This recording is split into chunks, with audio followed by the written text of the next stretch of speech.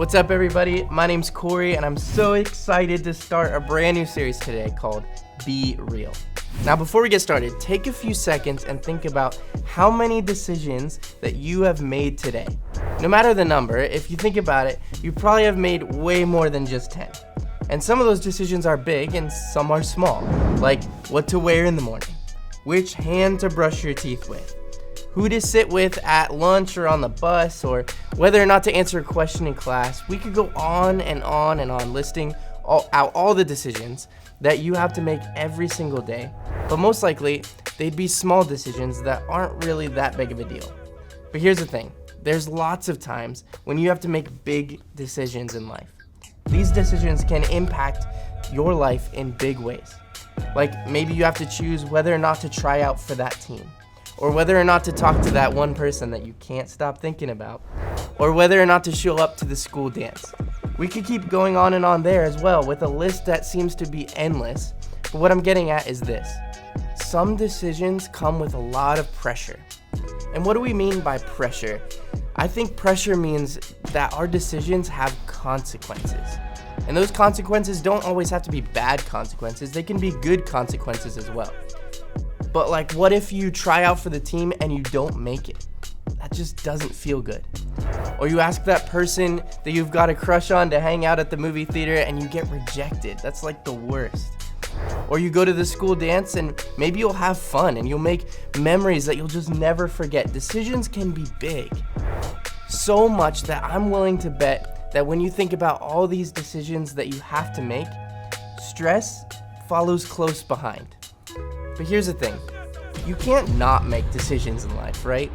You just have to do something. You have to get out of bed in the morning. You have to put on something to wear. You have decisions, and those decisions all have consequences.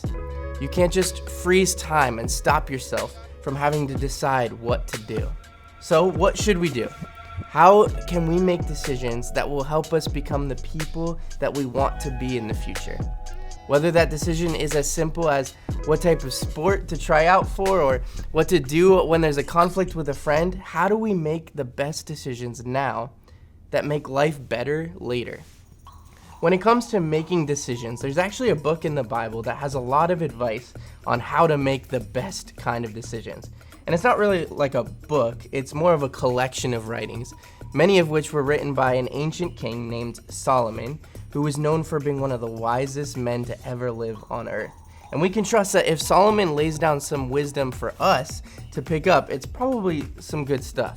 And so let's look at something that Solomon wrote that I think can help us make better decisions.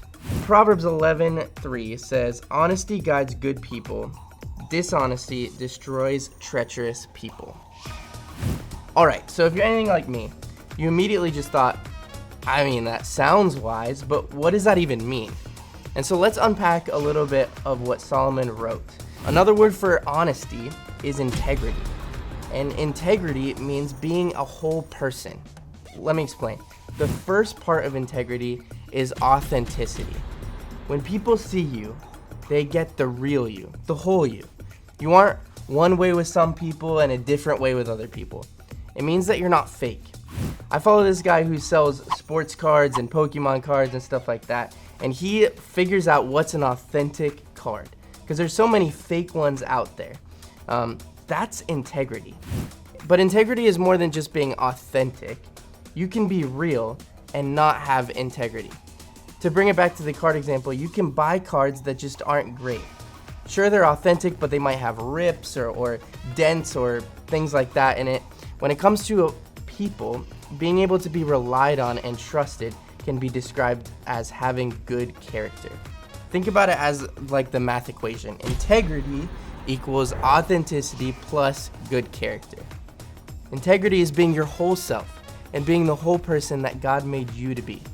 Someone who can be trusted. Someone who does what's right. And if you're wondering what's right, a good place to start is in something called the fruit of the Spirit. When we're living the way that God wants us, we'll see some specific qualities in us. We'll see characteristics that reflect who God is and who God wants us to be. Loving, kind, joyful, patient, peaceful, good and faithful, gentle and having self-control.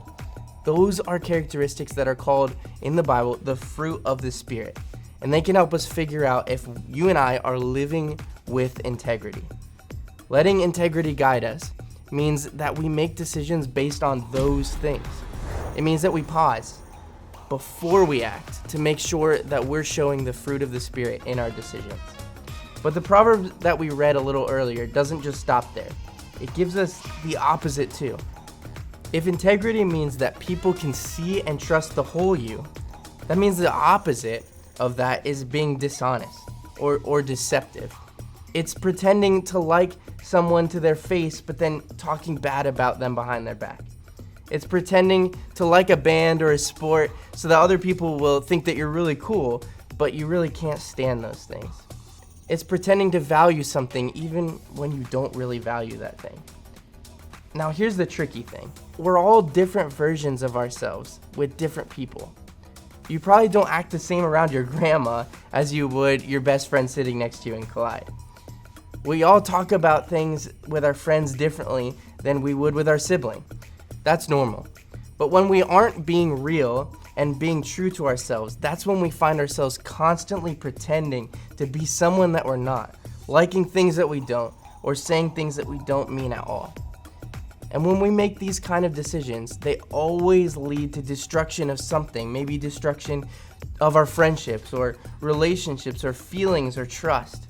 It causes hurt, maybe not now, but definitely later. Like maybe you told your parents you were at one of your friends' houses when you were actually at a different friend's house.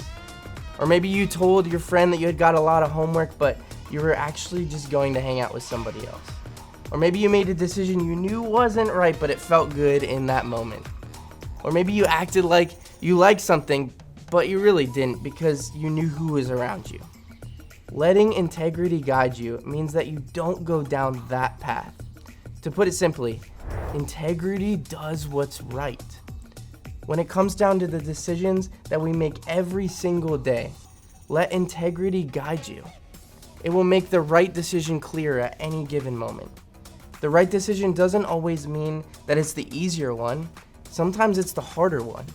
But when you live with integrity, it doesn't mean everything goes your way or you always get what you want. But it does mean that you're doing the right thing, regardless. So here's a few ideas on how to live that out. First, be authentic. Be the you that God created you to be. Second, do what's right. When you have trouble acting with integrity, think back to the fruits of the Spirit we just talked about. And third, be consistent. Don't change who you are based on the situation that you are in. While some decisions might bring a lot of stress or might seem really tough, letting integrity guide you can change the game. It can help you make the right decision in the right moment, even if it's not easy. Guys, remember, integrity does what's right. So let people see and know the whole you that God created you to be. The more you choose to be authentic and do what's right, the easier it will be to be consistent and have integrity. It might seem hard in the moment, but it gets easier over time. So as you head to small groups, think about this question. When was the last time you chose to do what was right, even though it wasn't easy?